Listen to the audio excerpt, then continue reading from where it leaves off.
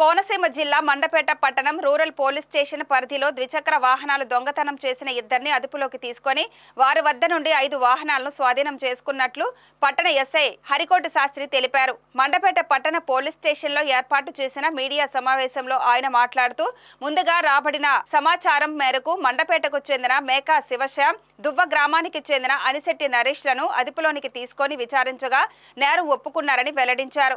దీంతో నిందితులను ఆలమూరు మెజిస్ట్రేట్ ముందు హాజరుపరచగా రిమాండ్ విధించారని చెప్పారు. దొంగలను పట్టుకోవడంలో పట్టణ constable Satish, Ramesh, rural constables Satyakumar, కుమారస్వాములు చాకచక్యంగా వ్యవహరించారన్నారు.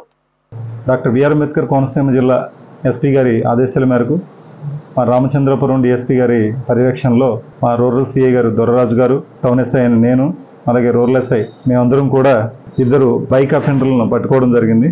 మేకా శివశ్యామ్ అలియాస్ చేతబడి మండపేటకు సంబంధించిన అబ్బాయి, అలాగే అనిశెట్టి నరేష్ దువ్వకు సంబంధించిన కుర్రాడు, వీళ్ళిద్దరిని కూడా అదుపులోకి తీసుకుని వీరి దగ్గర ఉన్న 5 ద్విచక్ర వాహనాలను స్వాధీనం చేసుకుని వీరి మీద కేసు నమోదు చేసి ఆలమూరు జేఎఫ్సీ కోర్టుకు రిమాండ్ నిమిత్తం పంపడం జరిగింది.